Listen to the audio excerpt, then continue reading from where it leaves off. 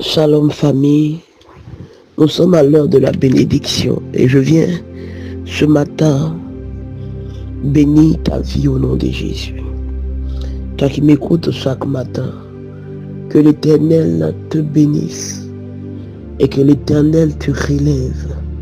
Toi qui es fatigué, toi qui es malade, toi qui es abattu, que l'Éternel agisse dans ta vie. Au nom de Jésus. La Bible dit dans le livre de 1 Corinthiens 13 à son verset 2.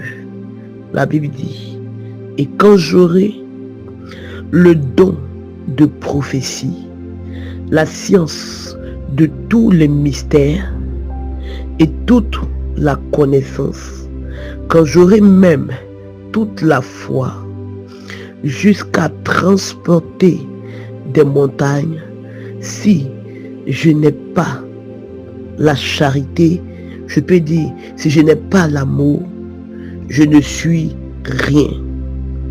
À son verset 4, la Bible dit, la charité est patiente, elle est pleine de bonté. La charité n'est point envieux.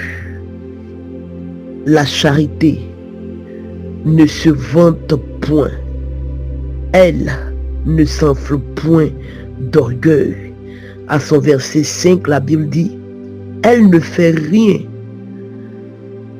de malhonnête, elle ne cherche point son intérêt, elle ne s'irrite point, elle ne soupçonne point le mal. Alléluia. L'amour est une qualité, est une vertu que, enfants de Dieu que nous sommes, nous devons chercher. Nous devons chercher. Enfants de Dieu, depuis hier, je vous ai dit à ceux qui me suivent que j'ai envie de parler de l'amour. L'amour est une vertu. La charité est une vertu que nous devons chercher. L'amour ne soupçonne point le mal. Ne peut pas dire que tu aimes ton frère et tu le soupçonnes en train de te faire du mal. L'amour ne soupçonne point. L'amour est patiente. Elle est pleine de bonté. Oh, elle est pleine de bonté. L'amour n'est point envieux. Alléluia. Alléluia. Est-ce qu'aujourd'hui, on peut trouver des personnes amour, des personnes qui marchent avec toi sans intérêt? Aujourd'hui, quand on marche avec une personne, c'est parce que cette personne peut nous donner quelque chose. On ne fait rien sans intérêt. On ne fait rien sans penser à ce qu'on peut avoir. Aujourd'hui, même quand tu envoies un enfant, il va parce qu'il se dit qu'au retour, il aura une pièce de 50, il aura une pièce de 100 francs, ou il aura 500 francs. L'amour, oh, l'amour a disparu de l'église, a disparu. Aujourd'hui, un frère en Christ qui voit son frère tomber, qui voit son frère malade, alléluia, il n'est pas prêt à lui tendre la main. Nous avons des personnes qui meurent à cause d'une ordonnance de 5000 francs. Nous avons des personnes qui souffrent dans nos églises, qui ont besoin qu'on leur tende la main. Il y a des personnes qui ont des diplômes. Or, dans l'église, il y a des personnes qui ont des sociétés, mais qui ne sont pas prêts à aider leurs petits, à aider ceux qui sont après eux. Où est l'amour? On n'est même plus patient. On est pressé d'avancer. On est pressé. À force d'être pressé, on touche au feu étranger. À force d'être pressé, on se retrouve chez les marabouts. À force d'être pressé, on se retrouve chez les féticheurs. Qu'est-ce qui fait que les femmes, qu'est-ce qui fait qu'une femme va basser son mari? Ce n'est pas parce qu'elle aime, parce que l'amour est patient. Ce n'est pas parce qu'elle aime, parce que l'amour supporte tout. L'amour n'est point envieux.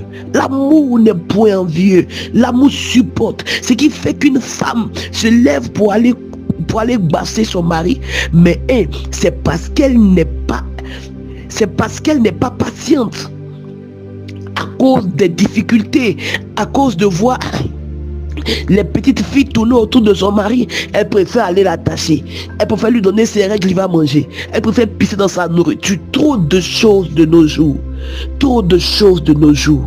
Est-ce que tu sais qu'aujourd'hui, jeune homme, fille, tu as besoin de Jésus?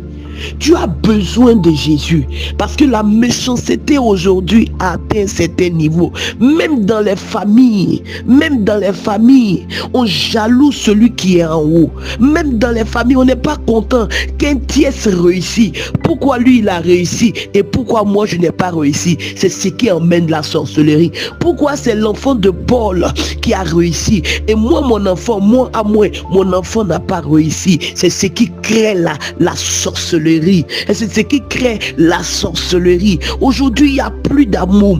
Dans nos milieux familiaux, il n'y a plus d'amour. Dans l'église, il n'y a plus d'amour. Celui que tu as besoin, qui peut te donner l'amour véritable, c'est Jésus.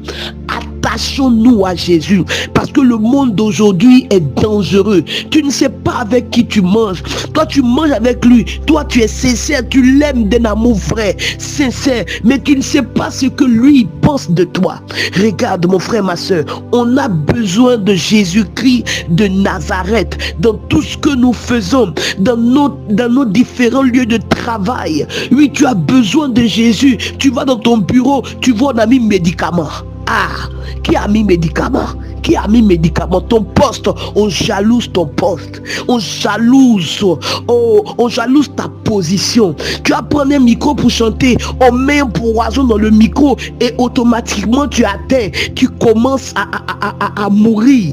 Regarde, on a besoin de Jésus-Christ de Nazareth. Je veux t'exhorter à donner ta vie à Jésus. Je veux t'exhorter ce matin à t'attacher à Jésus, à t'accrocher à Jésus. C'est lui qui donne la vie et la vie en abondance. C'est lui qui peut te faire marcher sur les scorpions et elles ne vont pas te nuire. C'est lui qui peut te faire marcher sur les serpents et les serpents ne vont pas, leurs flèches ne vont pas te tuer.